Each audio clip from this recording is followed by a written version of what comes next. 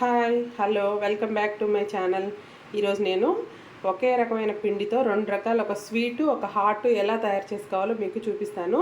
Sweet ఇవ్వండి, ఇవి కజ్జికాయలు. ఇవి హాట్ ఏంటంటే బిస్కెట్స్.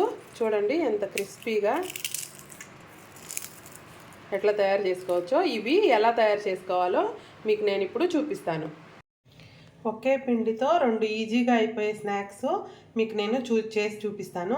దీనికోసం నేను మైదా పిండిని ఇలా కలిపి పక్కన పెట్టుకున్నాను.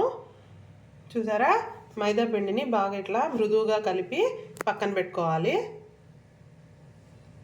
దీనికోసం దీన్ని నేను ఎలా కలిపానంటే ఒక హాఫ్ కేజీ మైదా పిండి తీసుకున్నాను. అందులో కొంచెం సాల్టు, కొంచెం ఆయిల్ వేసి వాటర్ వేసి కలిపి ఒక హాఫ్ అన్ అవర్ ముందుగా పక్కన పెట్టుకున్నాను.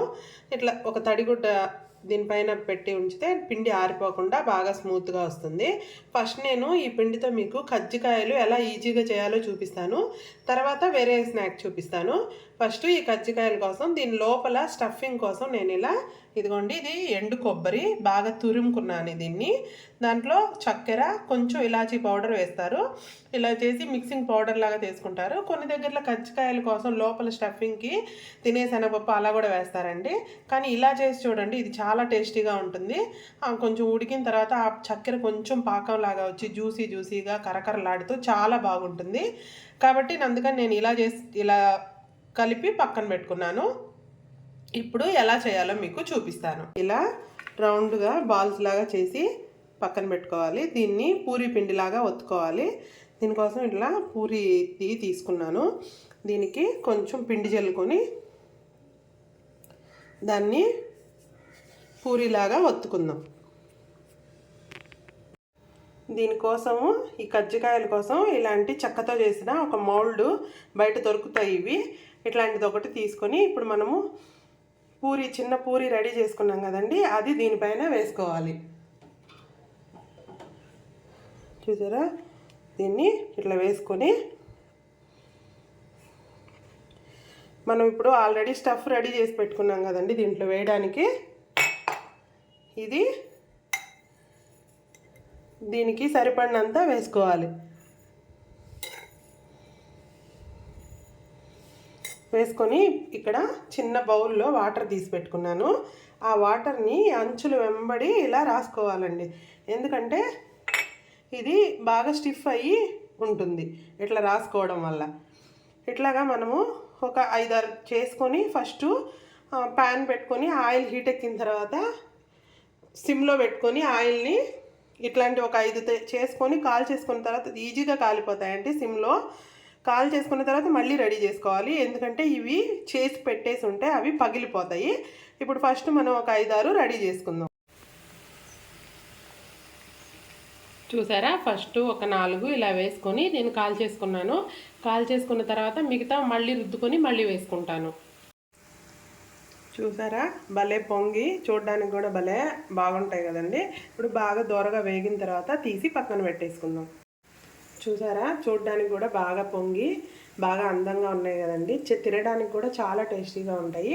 ఇవి బాగా దోరగా వేగిన తర్వాత తీసి పక్కన పెట్టుకుందాం. చూసారా, ఎంత ఈజీగా కజ్జికాయలను ఎలా ప్రిపేర్ చేసుకోవచ్చో. ఇప్పుడు అవన్నీ తీసి ఒక చిల్లుల గిన్నె ఉంటుంది కదండి, అందులో వేసాను. అవన్నీ కొంచెం ఆయిల్ పీల్చుకునేదంతా బయటకు వెళ్ళిపోతుంది. చూసారా ఎంత ఈజీగా. ఇప్పుడు మనం ఆ పిండితోనే ఇంకొక స్నాక్ ఎలా తయారు చేయాలో చూపిస్తాను.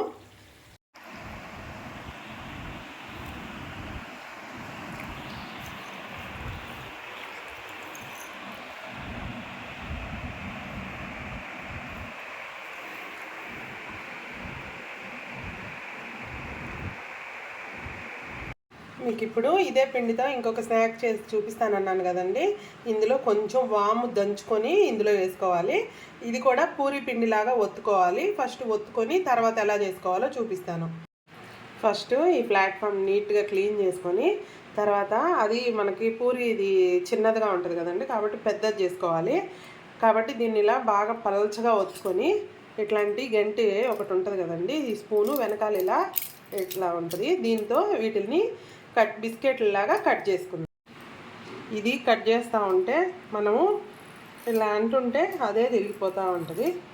ఇట్లా మనం ఏ సైజు కావాలో ఆ సైజు బిస్కెట్లలాగా ఇలా కట్ చేసినవన్నీ మనకి ఊరికే ఇలా వచ్చేస్తాయండి. ఇలా తీసి ఒక ప్లేట్లో వేసుకొని ఇప్పుడు ఆయిల్ హీట్ చేసుకొని అందులో వేసి కాల్చుకుందాం. అన్నీ ఇలా బిస్కెట్లలాగా కట్ చేసుకొని ఇట్లా ఆయిల్లో హీట్ చేసుకోవడం. ఊరికే వేగిపోతాయండి 5 మినిట్స్లో. ఇలా ఇవన్నీ వేడి చేసుకుందాం. ఇవన్నీ బాగా వేపేసుకొని ఈ చిల్లులో గిన్నెలో పక్కకు తీసి పెట్టుకొని ఇందులో టేస్ట్ కోసం కొంచెం సాల్ట్, కొంచెం కారం పైన చల్లుకోవాలండి. అంతేను. ఈజీగా ఎంతో టేస్టీగా ఉండే 2 రకాల స్నాక్స్ ఒక పిండితో ఈజీగా చేసేసుకోవచ్చు. చూసారు కదండి, కజ్జికాయలు,